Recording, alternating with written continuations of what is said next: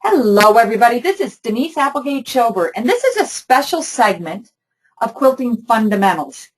And why is it so special? Well, I'm going to go over the ideal quilting room and what do you need for your quilting room to be able to do quilting and not have to worry about trying to have everything at your fingertips. You're going to have them if you have the products that I show you, and I'm going to explain why you need these for your sewing room. Now, I do have a little video. I'm going to turn on the webcam. So I have a video set up here, and this video camera is going to show you the tools that I like in my sewing room and what my favorite tools are at my quilting frame. So the first thing I suggest, especially for new quilters, and it's really good for seasoned quilters also, is the Quilter's Ultimate Guide. This is a wonderful book that gives you lots of information about quilting. And the other thing is that it really tells you in a language where all of us can understand.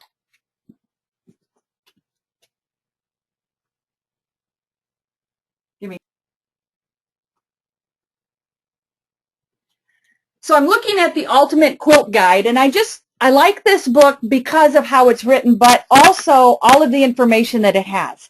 It has a glossary in the back, along with the people that contributed to the book. So a lot of these quilters, you might see their quilts at quilt shows and things that you go to. So this is the Ultimate Quilt Guide. My book is a soft covered book, and what I did with that book is I actually took it to my local office supply store, and I had them spiral bound it, and then that way when I open it up it lays flat. And depending on where you go, they charge between $3 and $5 to do that, so you might want to look at doing that. This, being a hardcover book, stays open quite well, but the soft covered books don't stay open as well as a hard-covered book. Also in my quilt studio, I have a lot of quilt magazines, and these become extremely helpful for looking for patterns to quilt with. So inside of here, there are designs, and these designs, reading the copyright, be sure to always do that, can be transferred to embroidery designs or quilting designs. Just read the copyrights, because if you quilt for money, you might want to make sure that you're allowed to use those when you're doing that. Another type of book or another item that I use all the time at the frame is a book with quilting patterns in this. This particular book, I have not read the copyrights, but a couple other books that I have that are by Golden Threads allow me to import the images into software and turn them into digital designs for my use. And so that's really nice to know. But these are nice drawings of designs. Now, if you don't have an automated quilting system, you could also take and draw these designs on Golden Threads paper.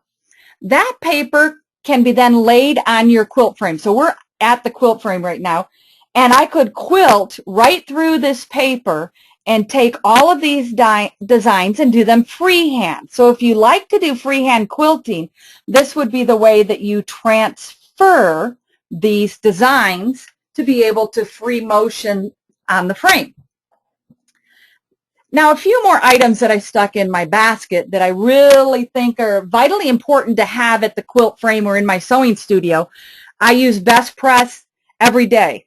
When I'm getting my backing ready for my frame, and I've already got the backing on the frame at this time, it's already on here, I like to best press the edges because they tend to stretch a little bit. And when I'm using the red snappers, which we'll talk about in a little bit, or using pins, I want that to be a nice secure edge. So the best press works very good for that purpose. A couple other things that I am going to teach you about this evening is vanishing thread.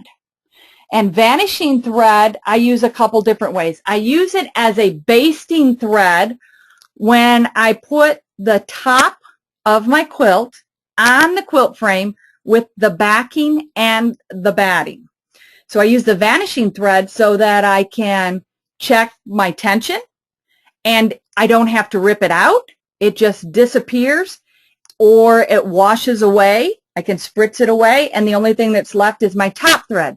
Then I take that top thread, depending on how long the piece of thread is, I sometimes will set that aside, and I'll use it to baste with, or I'll use it to sew my binding on with, depending on what the color the thread is. So I tend not to waste a lot in my sewing room. Another thing we'll talk about a little bit is clear thread. Now, why would I use a clear thread? Well, I have a quilt maybe that has embroidery in it, and I want to quilt through the embroidery or in the embroidery so that it doesn't trapunto or raise up on my quilt. So I use a clear, or a monofilament thread is another word for it, so that I can stitch through the embroidery, but it's non-obtrusive. You don't see it like you would if it was a regular colored thread. This is a smoke. It looks black or gray. It's a smoke thread. The smoke thread you would use on anything but white, anything that has a color, because it doesn't give the sheen. If you use a clear monofilament on a colored fabric, it's going to give a sheen or shine when you stitch with it on a colored fabric. So I have actually a spool of each. I have a spool of clear, and I have a spool of monofilament in my sewing studio.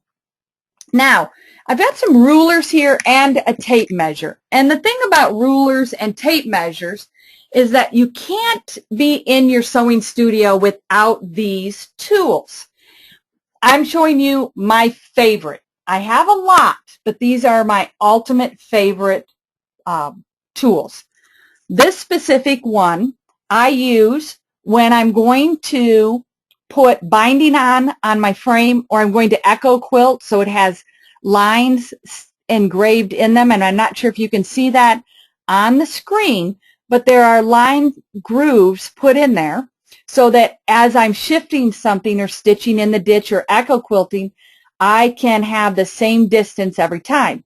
This specific end, which is a clamshell end, is nice so I can stitch around this and do my clamshells. Or if I'm doing a curve, I have a curve shape for that. Now, a couple tips. You need to have a specific foot on your machine, and I'll show you that when we go to the machine. It's called a ruler foot. It will allow you to stitch up against this ruler without breaking your needle. You'll also want an extension on your machine that extends the bed of your machine so this doesn't rock on the bed of the machine. The other end of this is a 45-degree angle. I use this every time I put binding on when I'm at the quilting frame. This angle allows me to miter my corner of my binding, and this area allows me to stitch the binding down without shifting. So I do that at the frame. I do that with a lot of my donation quilts. I quilt quilts for the Red Cross. I quilt Quilts of Valor quilts, and I quilt the Linus Project. Excuse me, I couldn't think of what it was called. Those quilts, I put the binding on, and then I take them to the group at our local library, and the ladies stitch the binding down. So that's just one step making it easier for them. This tape measure looks like a standard tape measure till I open it up. One side has regular inches all the way across, and it is 120 inches long. And the other side has regular inches, but it also starts center. So this is a centering tape. How this works is I can put this on my frame. I know where center is. Every time I load a quilt, I know where center is. When we go and we talk about loading the quilt in a moment, you're going to find out that you load your quilt center, pinning out, or using your red snappers so that you can make sure things line up. As I place this in the center, I'm going to move it to the right and verify as I quilt that things haven't shifted, because I always know where that center is. Now, my leader on the frame is stitched through so I can see where that center line is as I'm lining things up. as I quilt, my quilt will show me my center. So this is a centering tape measure, and I love to use that. I use it all the time. And I usually take that and slip knot it over my take-up rail or my backing rail on my frame, so it's always right there at my fingertips and I don't lose it. This particular ruler is called a micro maneuver tool. Now this is a new one that I just took out of the package because I want to show you when you get a ruler that's new what happens. First thing is you need to grab a straight pin and you're going to peel the plastic off the back. So this particular piece has a plastic protecting it when it's cut. And so as I pull that off, now my micro maneuver handles can go on the foot of the machine, and I place my fingers here and I can free motion quilt while sitting or do very small quilting. So that's called a micro maneuver handle. And then the last one is the corner finder out of the rulers. And this is used with automated quilting systems like the Qbot. And it allows me to put my foot of the machine in here and position my design inside of the block a certain distance or outside of the block a certain distance. So it helps to find corners of blocks that don't have corners, a circle, an octagonal, a triangle. It's missing a corner because a triangle actually fits in a square. So you'll want to go to myqbot.com, watch the video on the corner finder, and that will help you with that. But I'll use that throughout different webinars because not every block is the same. These are the red snappers. So red snappers, what are they? They're actually plastic tubing.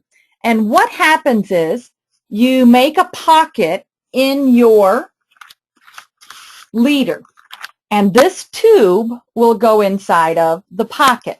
So on this leader up here, there's a pocket in the tube, and this piece is inside that pocket. And then, let's grab a couple of these out of my bag. The next piece, these will snap together with your backing connected to the leader. So you can see that it's connected together. So if this was my backing of my quilt, I would put it between the red snapper, snap it together, and it will hold it in place on the frame. So just something to think about, that there are different tools for different jobs. And you know, my husband put it to me really nicely when we met over 20 years ago. He said, if you have the right tool for the right job, it's going to make it easier in your sewing room. And he was absolutely right. I was always, you know, well, I really probably don't need that ruler. And then when I get the ruler and it was something that I would use a lot, it was like, whoa, I can't believe that, you know, I really needed that ruler, but it did make life easier. Now let's talk about thread, because thread is very important to know the right threads, the right type and things for what you're doing. The first spool I'd like to show you is called So Fine. The spools I'm showing you are from Superior this evening. It could be a YLI brand and not a Superior, and that would be okay. I just happen to have some Superior thread. So Fine, and it will tell you the weight of the thread. This is a 40 weight. It is a 3-ply. It's a poly thread. It has a small sheen to it. It's not a high sheen. And it may need one of the little holders like you have on your serger so that the spool doesn't rock. So I can show you one of those in a moment. This spool is a little bigger. Now what I want you to see on the bottom of this one is writing. The first one I showed you does not have the writing. Well, what happens is the stickers come off of the spools. And so I found it was easier to take a Sharpie marker and write on the bottom of the piece, on the bottom of the spool, excuse me, exactly what it is. This is a cotton 40 weight. The color is whole wheat, and it's a YLI. I did happen to pick up a YLI. See, I didn't know it from the top of the spool. So all of my spools, I now write on them. So this one I started. This is number 403, but I need to write SF for so fine, and then any of the other information that I'm looking for. Now, I do want you to know that variegated thread, and I'm taking this variegated thread out of the container, the plastic, excuse me. This variegated thread is a light color, but it's still variegated. This variegated thread is much better for a new quilter to use on a top of a quilt than this thread because it shows less flaws. Think about this. We're really hard on ourselves in our sewing room. We sew something and then we say, oh, look at the mistake I made. Or we sew something and go, oh, I've got to rip that out because, you know, I see that. Okay. Cheryl Barnes, who's a friend of mine, she had a really good rule she told me a long time ago. She said, I want you to do the 3-foot test. I want you to put the quilt up. So I'm gonna raise the camera up here a second, and I want you to look at the quilt on the wall. It's a little more than 3 feet away.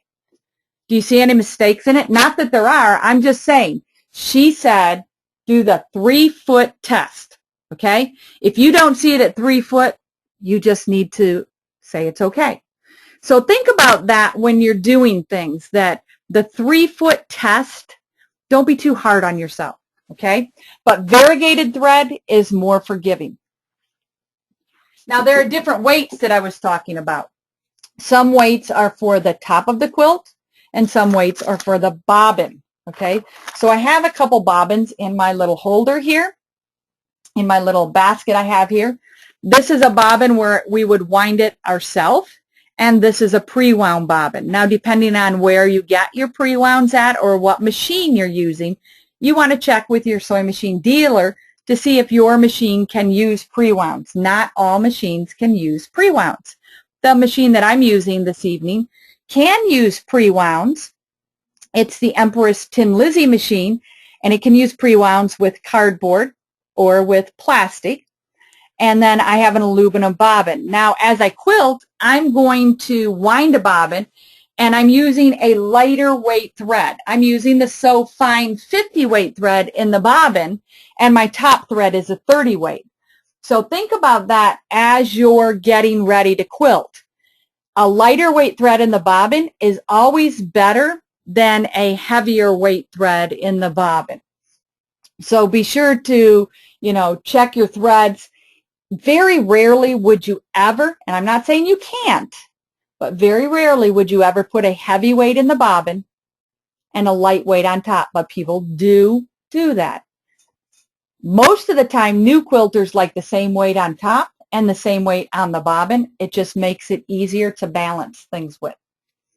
Now, sometimes you'll have a spool of thread, and it could be a polyester, it could be a rayon, and it will do what's called puddling. So here's a rayon spool, and rayon threads tend to puddle. That means it's going to fall down the spool of thread and puddle at the bottom of it, and then as it feeds off of it, it's going to catch on that spool. Well, this is a thread net or a sock, and you can see that it's very sheer. When I open it up, it becomes larger. You can use these over your spool of thread. Now, little note, put the bulk, extra bulk underneath the spool and have no bulk at the top of the piece, because as the thread feeds off of the spool, you don't want it to catch on the edge of this net. So any extra bulk you have, you can put on the bobbin, on the bottom, and then this will sit on your spool holder. Now, I'm going to check to see if we have any questions and to see what your thoughts are on the things you've learned so far.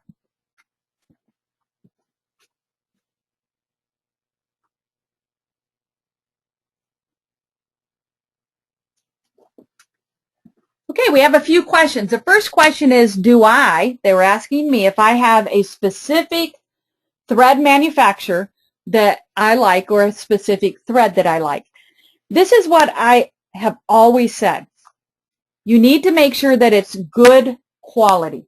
That's utmost. You've spent all this time to make something beautiful. You need a good quality thread. When you're piecing, if you're a purist, you're probably going to use a cotton, pure cotton thread. It is okay to use a cotton polyester, although it's not my preference. Sometimes it will pucker and gather with the polyester in it. A cotton thread is what I usually use. Most of the time I use a Mettler silk finish. It's not a silk thread. It's just what they call silk finish. It's the look of the thread. I do use other brands and other threads, but that's usually what I use. For my quilting thread, I have quilting thread in my sewing studio that is YLI, and I love their metallic. I did a queen size quilt that was a t-shirt quilt. Think about this, a t-shirt quilt. And there were some pretty old t-shirts, the kind that were almost rubbery. And I quilted it with a metallic thread. And it's the same metallic thread that I had used in my embroidery machine from YLI and loved. They now carry it on larger spools for long arm quilting. And I did not have one broken thread on a queen size quilt. That says a lot for a thread. On my regular quilting thread, I use all the different brands. YLI, Superior, Sulky, Wonder Thread. There are lots of different manufacturers that I use. I have not found one that I like over the other. It's a visual. If I was quilting this quilt here, it's a little bit more of what I would call a traditional, not old-fashioned, traditional style quilting. And I would use a cotton thread. I would never use a rayon that you see here or a polyester. I want the thread not to take away from the beautiful fabric. That's really important. So think about that as you quilt. The other question that somebody asked was, do I use pre-wounds or do I use thread that I've wound myself? Well, there's twofold there. Because I work quilt shows or I do events in dealer stores, when I do those events, because I want the quilting to last a long time, meaning that I can quilt for more than a few rows, I use a pre-wound because it lasts longer. When I'm quilting a quilt and I need a specific color, such as this small little wall hanging here, I would definitely wind my own thread as I'm going. I wind a bobbin, and I always have one ready when my machine is ready to go. So hope that answers your questions, and if you have more, type them in and let me know. A couple other things. You can see I have a pair of scissors here, and I have another snip. You always want to have snips by your long arm or by your sewing machine. If you use large scissors, let's say dressmaker scissors, which are 7-8 inches, those scissors will dull faster if you're snipping your threads with them. This is a smaller blade and less of a scissor. So think about your large scissors. Every time you cut the thread in those scissors, you're probably cutting it always in the same spot because of how wide your hand opens the scissors up. So think about that. Also, a very good thread bowl. Pin bowl, excuse me. This pin bowl is magnetic. So if I drop a pin in it, it's going to land there. And it's very nice. I have metal rails on this, so it will actually hook to my rail. So different places on my frame, I can put my magnetic pin cushion and always have it at my fingertips. A couple more things I like to have right at my fingertips at the frame. Water-soluble marking pen, a friction pen, some type of pen that I can mark with. And then this is called glow tape. And the rulers that you saw that I use, well, the great thing about glow tape is it will help me to remember where I was working. So if I'm using this ruler here and the distance that I would like to be for my next line is a specific distance that I find on this ruler, or I can make my own, you put the glow tape on your ruler, and it works as a quilting rule on a quilting ruler also. And then I can always remember when I see this, oh yeah, this is the line I'm going to use, and it's always there. It's reusable, so it peels on and off. Depending on the color of your ruler or what you visually can see better on fabric, it comes in different colors. So that's glow tape. Couple other things I have. These are quilt grips. I'll show you how these work in a minute. They hook to the rail. What happens is when I load the quilt here in a moment, and you're going to see a quilt being loaded on the frame, the batting. The backing's already on the frame, but you're going to see it entirely loaded on the frame, and the ideal way that I like to do it, and you may find your own way that you like to do it, I'm going to use the quilt grips. I always have needles at my fingertips. Check with your dealer to see what needles you need for your home sewing machine and what needles you need for your long arm. A seam ripper, you know, I hate to say it, but we all have to have those once in a while, and then a screwdriver to change our needles with. Or you might change your foot height depending on what machine you're on. On the Empress, I can adjust the foot height according to how high of loft of batting I have or how thick my fabric is. Now let's talk about this quilt that I have. It's a little wall hanging that I have here. It's a rectangle, okay? So what you see here are the blocks, and there's no real direction that this specifically has to go.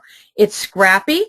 There's not a house in it that says, okay, this is a house and it has to be this direction. It's a scrappy quilt. Well, if I was quilting this particular wall hanging on the frame, one of the things I like to do is I would do 2 or 3 little wall hangings like this at the same time.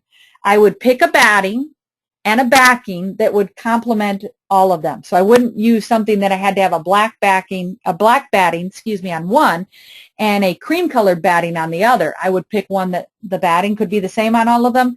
The backing could be the same on all of them. The bobbin could be the same on all of them. And the top thread could be the same on all of them. And I'm going to quilt across my frame. So this might be the center quilt, have one on the left over there and one on the right over here.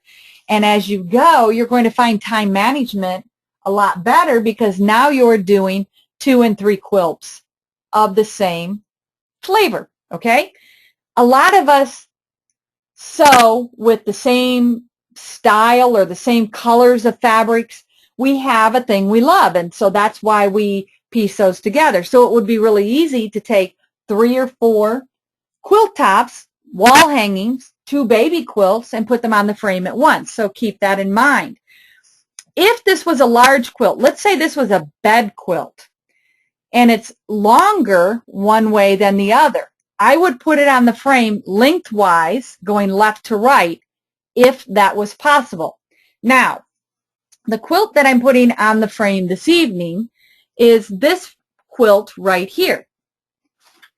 It's directional, okay? So I'm going to show you this fabric, and we're going to talk about directional for a moment.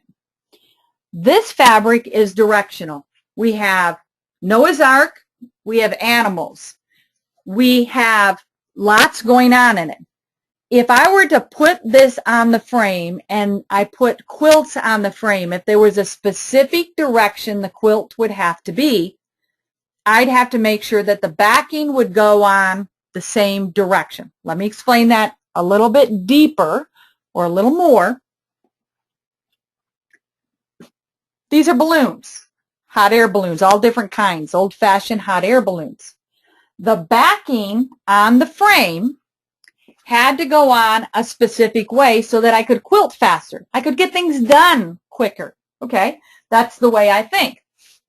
So if I move this piece back, let me move my batting back, and I'm going to turn the camera here and show you. So my balloons, you can see them through here. The top of the balloon is on the left. The bottom of the balloon is on the right, which means when I load this quilt, it needs to go on the frame exactly how you see it right here. The top of the balloons need to be to the left. The bottom of the balloon needs to be to the right. So those are things we need to think about as we're loading a frame, loading our backing, loading our batting. Now, as I said, I have loaded the frame with the backing, and the batting is just laying on top. So the batting is not attached. You see that there. I have my machine set up, and I'm going to use the Qbot, and I'm going to sew a straight line with the Qbot. So I'm not going to try to move the camera as I do this. You will see the machine move in just a little bit, but I'm going to walk you through what I'm going to do. The Qbot has an X and a Y line on the SD card. They're designs. The X line will go left to right. So I've selected the S line on my SD card.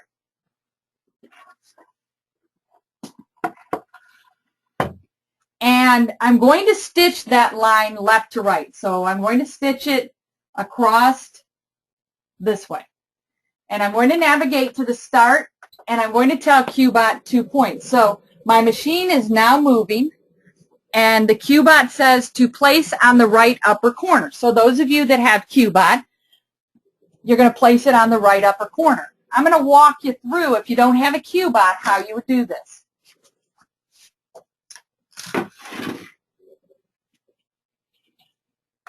So it says place on right upper and press go.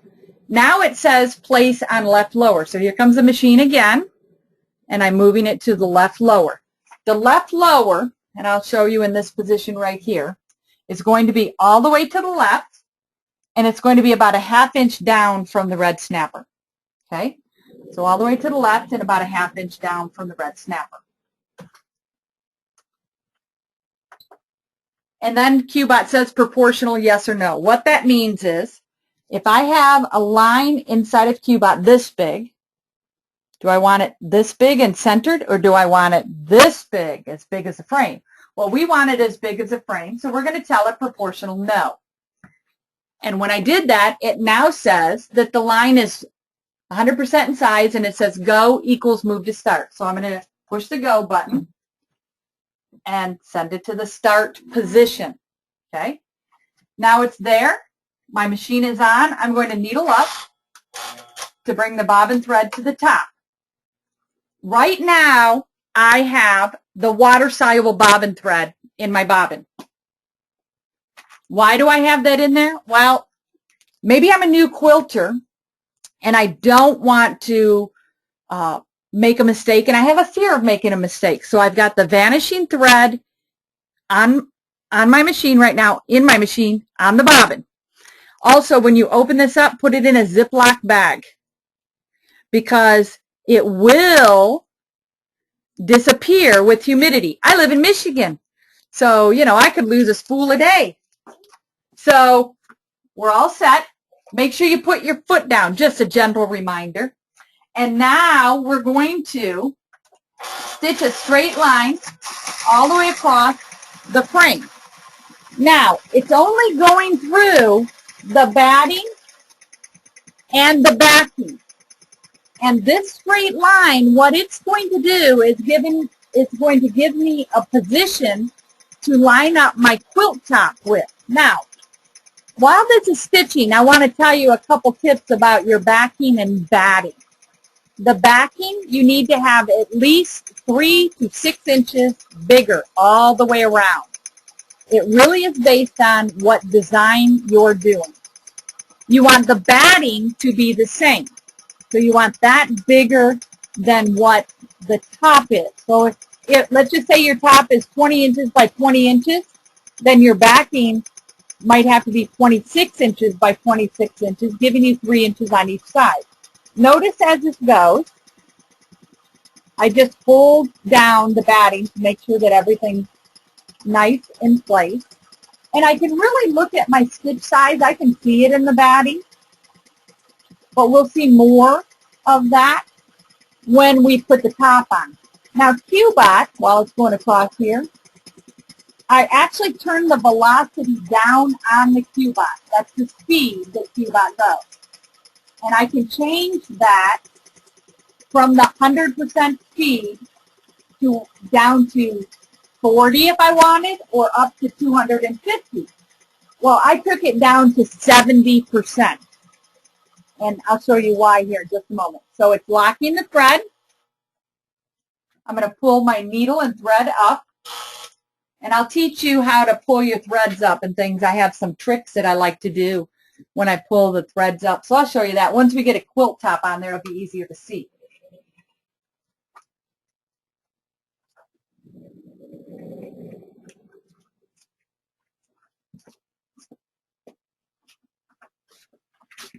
Okay, so now we're going to go to the machine and the Qbot, and the Qbot says that the X line is done, which it is, okay? So if we look up here at the Qbot, it says that the X line is done. Now, on here it says another, overlay, or exit, and the cursor is at overlay. Well, we're going to tell it overlay, so I'm going to push the go at the overlay, and it says go equals move to start. I'm going to move it back over to where that start position is. That way Qbot doesn't have to hover to get there. So I moved it back over to that start position, and I'm going to push the go to move to the start so it gets in position. Now, we know the line is here, and it's going to start where it was before. But we really want it to start about a 1/4 inch down from that line, or a foot width, okay? Foot width meaning the foot of the machine. My machine that I'm at, the needle is 3/8 of an inch from the edge of the foot. So you might want to measure that on your machine so that you know that distance. And it will depend on what machine you have and what foot you're using, okay? So now, here's the challenge. I have a quilt, and I need to now center it. Now, I moved the camera because I also want you to see this. Here is that sewn line that I told you about. That's the line on the leader that was sewed so I could see where center is, okay? On my quilt, I can do one of two things. I can take the two ends, and here, and find my center. And depending on what the block is, and this one's pretty close to being at a seam of a block. Look at that. Okay, so it's at the seam of this block. Okay, so there's my center. Now, I'm going to line that up there. Now, I like to take a pin and just hold it in place at that center mark. It doesn't need to be folded through. I'm just holding it so that I can fix the quilt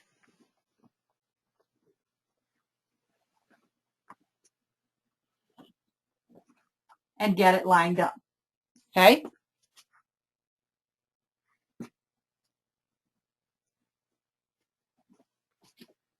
Now, as I'm doing this, the other thing that I want to think about is, do I have the right color thread on my machine? I leave the water-soluble bobbin thread in. Why am I using water-soluble bobbin thread? Because I don't want to have to take it out. But secondly, this, I don't have to adjust my stitch length. I know what stitch length I like. I don't want to keep changing my stitch length all the time to make a basting stitch. I could do this as a basting stitch.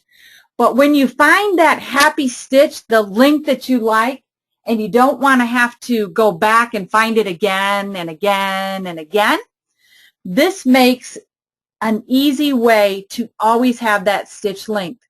And maybe you tweak it a little bit when you have a thicker fabric, a thicker batting, or a thicker thread.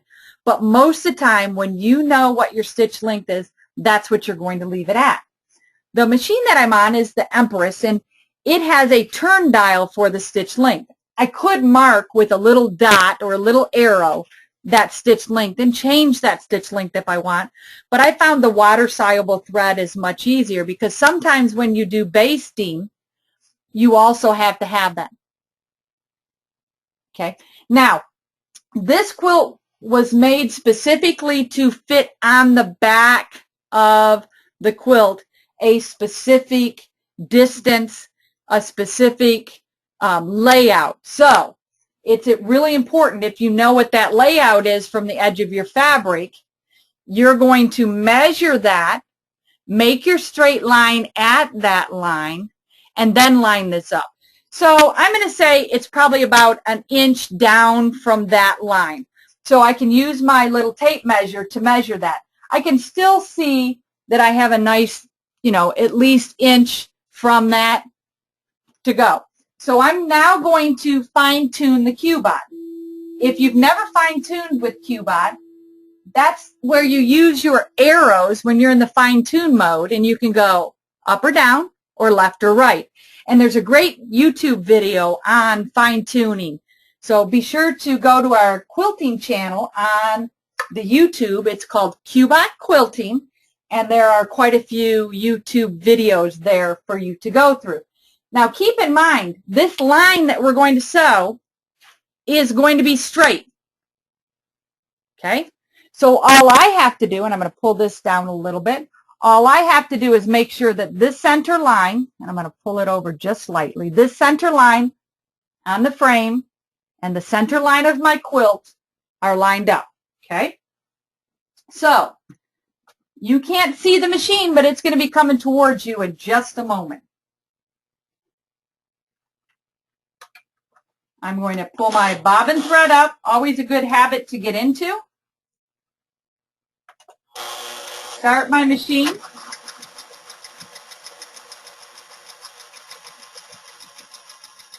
And it's now basting down the quilt top through the batting and the backing. And it'll be in the camera view in just a moment. But as it's going, my right hand is ahead of it, and my left hand is at the foot.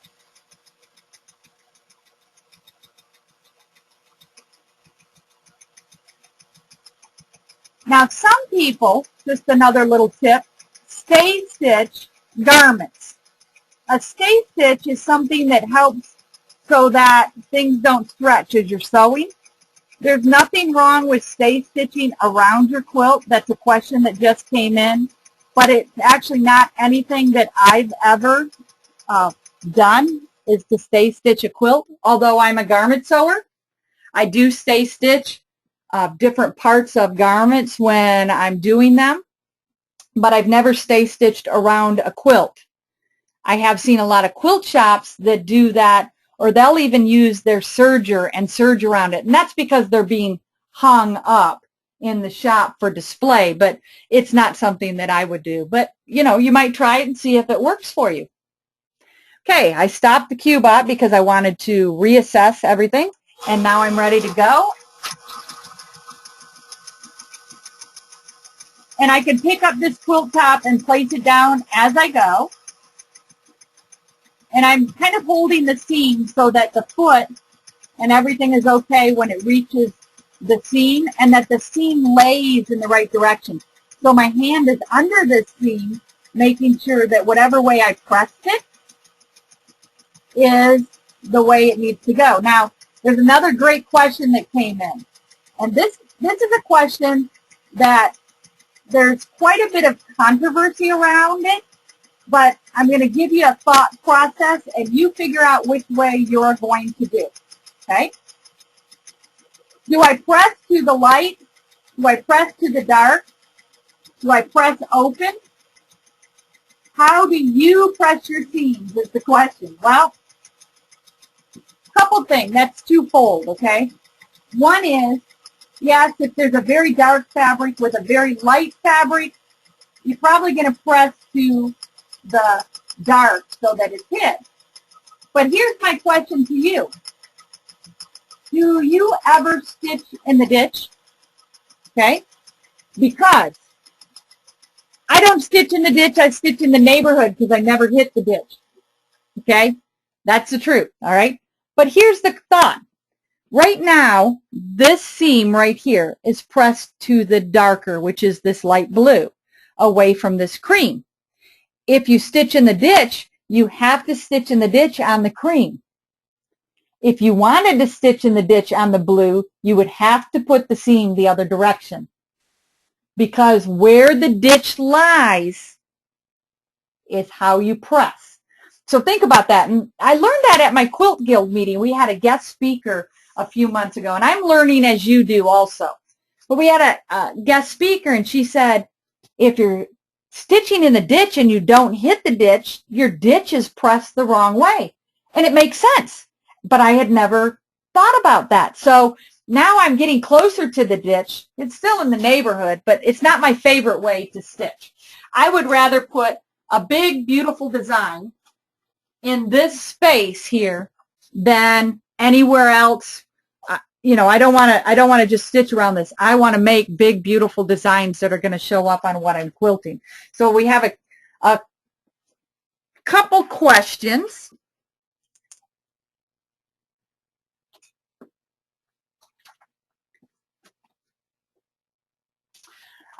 What kind of design are you going to use on this quilt? Well, it's funny you asked that.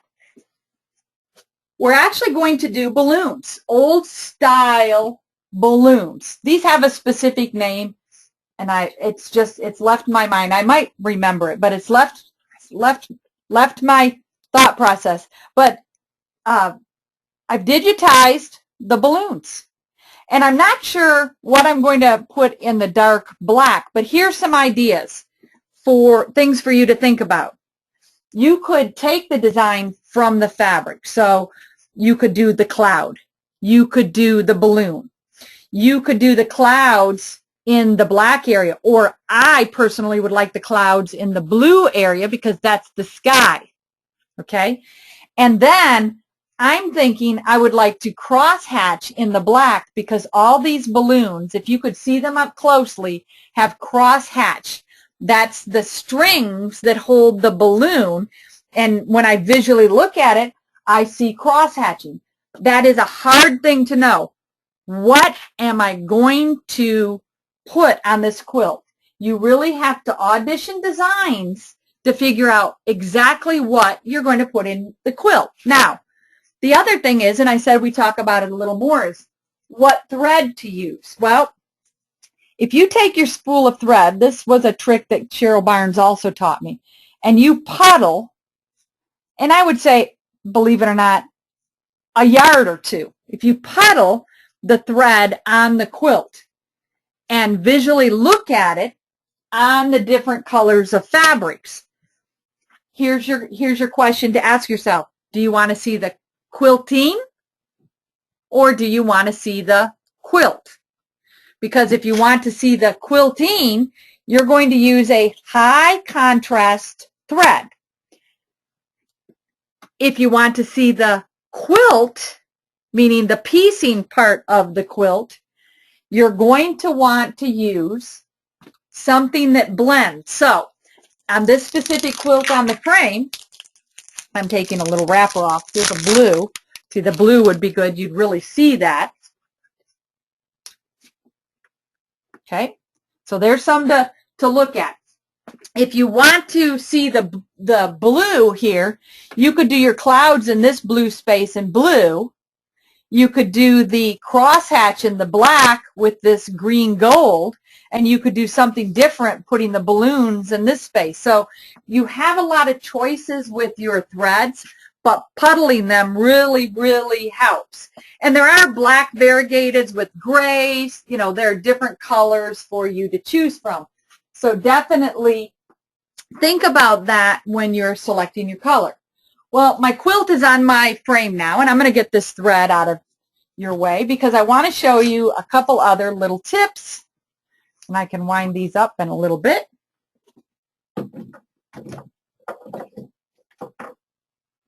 This is all about the tips.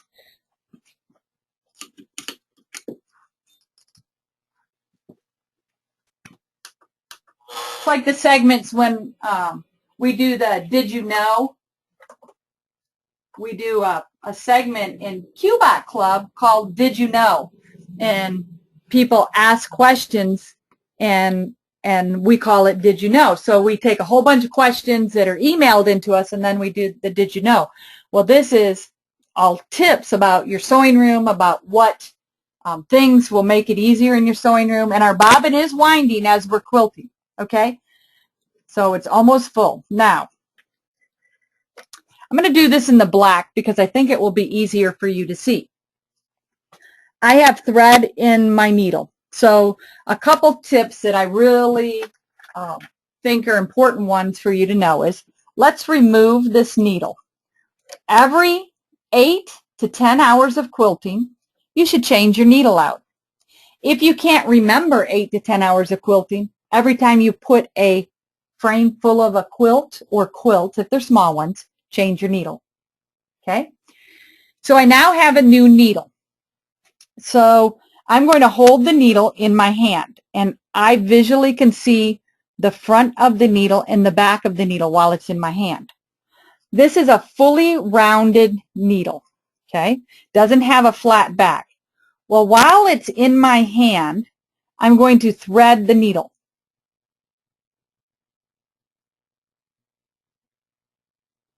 Okay, so I thread it. Oops, I did thread the needle, and then I dropped it. Give me a moment. If it will, it can. If it can, it will.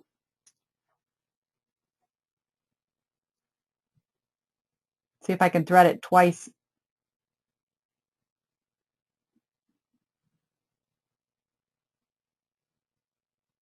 Without missing the hole, and I did. Okay, so my needle is threaded. It is on the thread. Okay, I'm now going to turn it, knowing that I threaded it from the front to the back, and insert it in the machine with the front of the needle towards the front of the machine. Now I'm looking to make sure that I'm straight, and it's in there. And then I'm going to tighten the screw up, and now my needle is in my machine, all threaded. Then we've replaced the bobbin. We filled it or whatever. The very first thing you're going to do is, over on your edge of your fabric, you're going to test that bobbin. And there are different things to test the tension of your bobbin, or to check to make sure your bobbin is okay. So I have a scrap bin. So I would just pull a piece of scrap out, put it over on the right-hand side of my frame, test my bobbin. Before you do anything testing or any of that, when you get over there, you want to pull your bobbin thread up.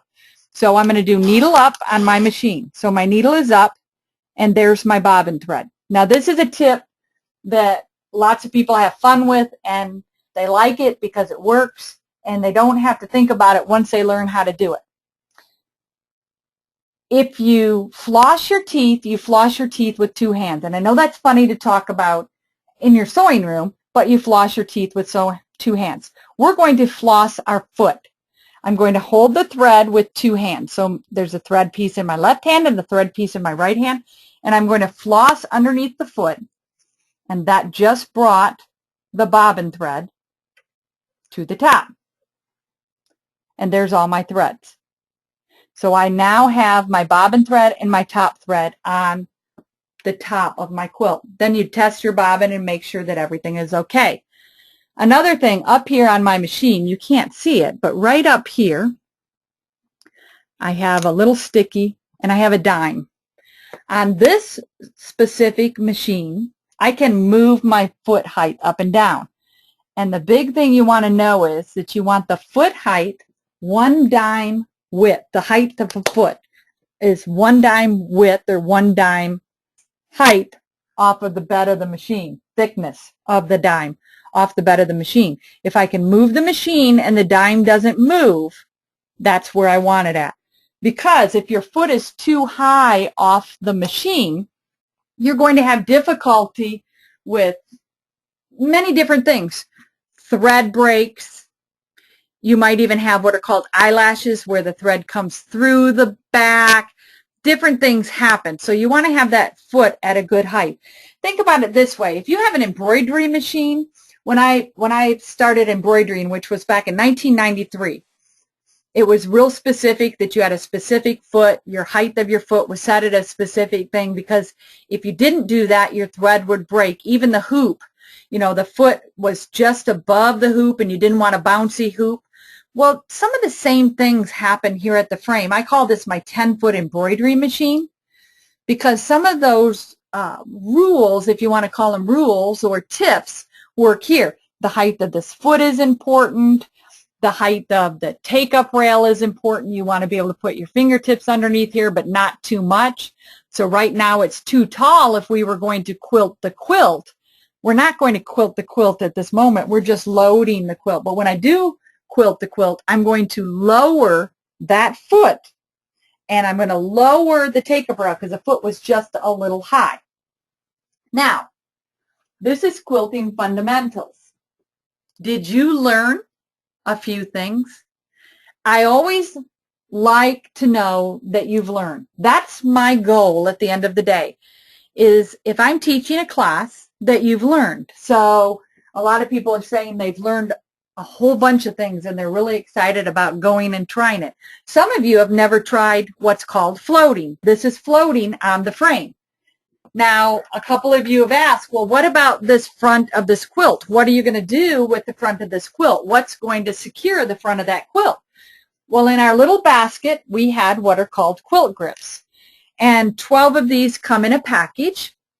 You can get them at myqbot.com under parts and accessories or under notions or in a couple different places. These clamp around the backing rail and hold everything in place. So as you can see, this is going to hold the quilt in place. Now the distance you put them is about a hand width apart. So you'll need 2 dozen, 24 for a 10-foot frame. And I really like them. I've used them for a few years now, and I would not quilt without them because now there's less time when I'm loading my frame. So now I'm ready to quilt and get this quilt quilted and then get another one on the frame. And I hope what you learned can help you do the same.